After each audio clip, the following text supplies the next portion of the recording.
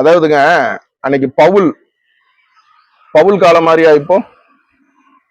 பவுல் பவுல் மட்டும் கிடையாது, ஆண்டவராக இயேசு கிறிஸ்துவுக்கே சுவிசேஷம் அறிவிக்க முடியல. ஆண்டவராக இயேசு கிறிஸ்துக்கு பின் வந்த அப்போஸ்தலர்கள், அதுல ஒருத்தன் ஆண்டுகிட்டு செத்து போயிட்டான், அவனை அடக்கம் பண்ணியாச்சு. மீதி 11 பேரால என்ன பண்ண முடியல? சுவிசேஷம் அறிவிக்க முடியல. அதனால ஒரு சில இடங்கள்ல என்ன பண்ண வேண்டியது இருந்துச்சு, அவங்களுக்கு ஏத்த மாதிரி போய். ஆனா இப்ப அப்படி இல்லையே. இப்ப இந்த ஜாஞ்சபராஜ் மாதிரி கூத்தாடி பயிலுவ நாங்க என்ன பண்றோம், கூத்தடிக்கும், பப்பு ஷோ நடத்துறோம் வாங்க அப்படின்னு ஒரு கல்யாண மண்டபத்தையோ ஒரு மாலையோ வாடகைக்கு எடுத்தாதான் கூட்டம் குமியுத. இவங்க ஏன் பவுல போல மாறணும்? பெண்கள் என்ன பண்றாங்க, விபச்சார கள்ளன், எதுக்கு பவுல போல மாறணும்? எல்லாருக்கும் தெரிஞ்ச கதை தான். Shadrach, Meshach, Abednego. அந்த காலத்துல ராஜாவுக்கு என்ன ஆகுது, பைத்தியம் பிடிக்குது. தன்னை வணங்கணும் அப்படின்னுட்டு ஒரு சிலையை என்ன பண்றாரு, பெருசா பண்றாரு. ஒண்ணு இல்ல, பாகுபலி படம் பார்த்திருப்பீங்கல்ல, அதே கதை தான். அப்ப பாத்தீங்கன்னா அந்த அது எத்தனையோ ஹைட்டு சிலை, அந்த சிலைய வணங்கணும் அப்படின்னு அந்த ஊர்காரங்க எல்லாம் என்ன பண்றாப்புல, ராஜா தன்னோட சிலையை உருவாக்கி பண்ணும்போது 3 பேர் மட்டும் என்ன பண்ண மாட்டேன்றாங்க, அதை வணங்க மாட்டேன்றாங்க. யாரு? தாவீதோட தானியலோட நண்பர்கள் 3 பேர் மட்டும் என்ன பண்ண மாட்டேன்றாங்க, வணங்க மாட்டேன்றாங்க. அவங்க பேர் என்ன? Shadrach, Meshach, Abednego. என்ன காரணம்? நாங்க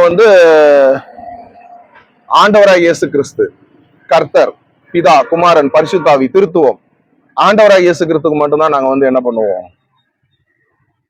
ஆண்டவராய் இயேசு கிறிஸ்துவ தான் சொந்த ரட்சகரா ஏத்துக்கிட்டோம், நாங்க வணங்குவோம். அப்படிங்கும்போது ராஜா டென்ஷன் ஆகி என்ன பண்றாரு, நெருப்புல போட்டுறாரு. நெருப்பும் சாதாரண நெருப்பு இல்ல, 7 மடங்கு. வழக்கமா ஒருத்தருக்கு தண்டனை கொடுக்கறதோட அதிகமா 7 மடங்கு நெருப்பு உருவாக்கி அந்த நெருப்புல போட சொல்லிடுறாரு. அந்த நெருப்புல இந்த 3 பேரை புடிச்சிட்டு போய் போடுறவங்க என்ன ஆயிடுறாங்க, கருகிடுறாங்க. அது பக்கத்துல கூட போக முடியல. இவங்களை நெருப்புல போட்டாங்க. சாத்ராக், மேஷாக், ஆபேத் நேகோவா, அதுக்கு வேற எவனா கமாண்ட் போடுவான் பாருங்க, பேர் கூட உனக்கு ஒழுங்கா சொல்ல தெரியவில்லை, விபச்சார கள்ளன் எல்லாம் போடுவான். அப்ப பாத்தீங்கன்னா என்ன ஆச்சு அப்படின்னு எட்டி பார்க்கும்போது 3 பேர் இல்ல, 4 பேரா என்ன பண்ணாங்க. இல்லை, நான் உன 3 பேரை தானே புடிச்சு போட சொன்னேன், கூட யாருல லாந்திக்கிட்டு இருக்கா? அங்க உள்ள விழுந்தவங்களோட அதுல உள்ள தூக்கி போட்ட 3 பேர்ல ஒருத்தரோட தலை முடி கூட கருகல. வேதம் சொல்லுகிறது. தானியல் 3ஆம் அதிகாரம் எடுத்து படிங்க. 3 தான் மாமா, 3ஆம் அதிகாரம் நினைக்கிறேன். இப்போ வெளியே போயிட்டு இருக்கேன், நேரம் இல்ல, பொறுமையா அப்புறம் என்ன பண்ணுங்க, படிங்க. தலை முடி கூட கருகல. என்ன காரணம்? அந்த கூட இருந்த 4வது மனுஷன் யாரு? 4 கிடையாது, அவருதான் ஃபர்ஸ்ட், நம்ம ஆண்டவராக இயேசு கிறிஸ்து. அப்போ கர்த்தருடைய நாமத்தை வீணிலே வழங்காதிருப்பாயாக, வசனம் இருக்குல்ல, யாத்ராகமத்துலன்னு நினைக்கிறேன் இல்லையா? யாத்ராகமமா? ஆமா, யாத்ராகமம் தான். கர்த்தருடைய நாமத்தை வீணிலே வழங்காதிருப்பாயாக. ஆண்டவராக இயேசு கிறிஸ்துவ நீ மகிமைப்படுத்துறேன், அவரை சுவிசேஷ அறிவிக்கன்னு சொல்லி இந்த கோமாளி பைய மாதிரி தேவையில்லை. அந்த காலங்கள்லாம் போயிடுச்சு.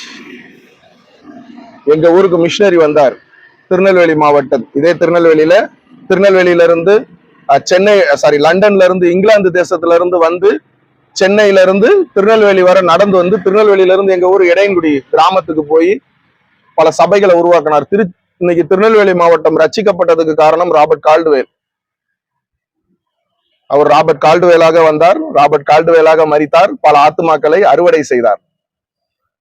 இன்னைக்கு திருநெல்வேலி மாவட்டம், நான் இயேசுவை அறிந்து கொண்டேன், எல்லார் வீட்லயும் சிலுவை இருக்கு, எல்லார் வீட்லயும் வசனம் இருக்கு, என் பேரு கிறிஸ்தவன், நான் ரட்சிக்கப்பட்டவன் சொல்றதுக்கு காரணம் ராபர்ட் கால்டுவேல் ஐயா. அவர் தன்னோட அடையாளத்தை மாத்தி தான் சுவிசேஷன் சொன்னாப்லையா? இல்ல. என்னன்னா கிறிஸ்து இருக்க மாட்டார், பொசுங்கிடுவேன்.